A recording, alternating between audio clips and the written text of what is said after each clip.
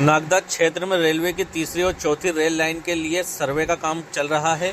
बताया जा रहा है कि रेलवे पहले भी 2 बार सर्वे कर चुका है और अब तीसरी बार सर्वे किया जा रहा है। प्रस्तावित रेल लाइन से कई छोटे और गरीब किसानों की जमीन प्रभावित हो रही है। वहीं कई ईंट के भट्टे भी इसकी चपेट में आ रहे हैं। इन ईंट भट्टों पर बड़ी संख्या में मजदूर काम करते हैं। भट्टे बंद होने से मजदूरों और उनके परिवारों की रोजी रोटी पर संकट खड़ा हो सकता है। ज्ञापन में कहा गया कि रेलवे के विस्तार और विकास का विरोध नहीं है, लेकिन किसानों और मजदूरों के हितों का भी ध्यान रखा जाना चाहिए। मांग की गई कि जिन किसानों की जमीन रेल परियोजना में जा रही है, उन्हें वर्तमान बाजार मूल्य के आधार पर उचित मुआवजा दिया जाए।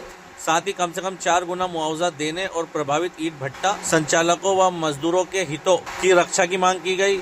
इस दौरान किसानों और मजदूरों के अधिकारों के लिए आगे भी संघर्ष जारी रखने की बात कही गई।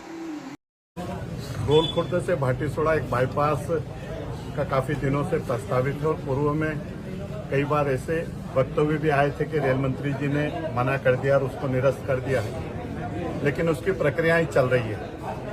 और उस क्षेत्र के जो अधिकतम किसानों की मांग है, वो मांग ये है कि जो मार्केट रेट है, और उसमें भी मैं एक विशेष चीज ये कहूंगा, मैंने पहले भी कहा था कि जैसे अगर शहरी क्षेत्रों में किसी प्लाट पे मकान बनाने के लिए बैंक कर्ज देती, सरकारी बैंक, वो सरकारी बैंक सरकार के अधीनस्थ काम करती है और उस समय वो मार्केट वैल्यू निकलवाते हैं। अगर मान लो कहीं प्लाट की गाइडलाइन 4 लाख की है और प्लाट की मार्केट वैल्यू 40 लाख है, तो कर्ज 40 लाख के हिसाब से देते हैं। तो जब अगर ब्याज लेना है तो मार्केट रेट तय करके और उसको कर्ज देते हैं। तो फिर किसानों की जमीन अगर आप ले रहे हैं तो मार्केट रेट से प्राइवेट सर्वे से सर्वे कराए, जितनी मार्केट वैल्यू निकले उस हिसाब से 4 गुना करके उसको पैसा दे दें।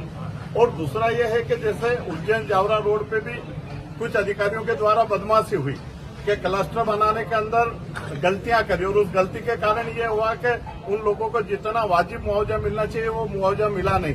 मेरा ये कहना है कि डाबड़ी की जो सड़क की जमीन है, उस जमीन का मूल्यांकन कर ले, मूल्यांकन करके प्राइवेट उसकी कीमत निकलवा ले, उससे 4 गुना पैसा दे दे।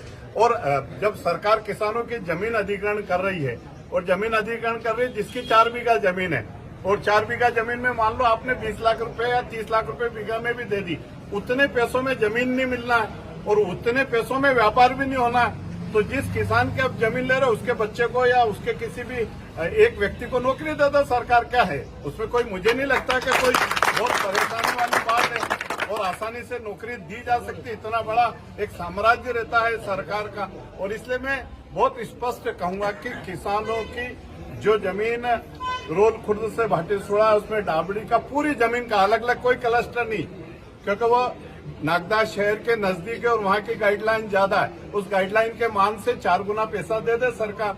और दूसरा जो अभी एक बाईपास और जूना नागदा या अभी एक नया रत्नाखेड़ी बेरछा हुआ, मैं पत्रकार साथियों से भी कहूंगा आप भी अपने, क्योंकि आपकी जो सोर्स रहते हैं, आपके जो पहुंच का दायरा वो हमसे कहीं ज्यादा रहता है। ये तीसरा सर्वे है, इसके पहले एक सर्वे हो चुका है, उसके बाद दूसरा सर्वे हुआ था और ये अभी हुआ, ये तीसरा सर्वे हुआ।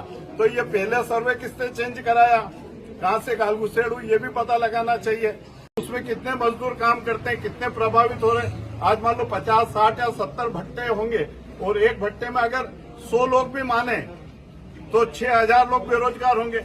कुछ गरीब ऐसे हैं जूना नागदा में जो पेट काट काट के मकान बनाते हैं, उनके मकान टूटेंगे।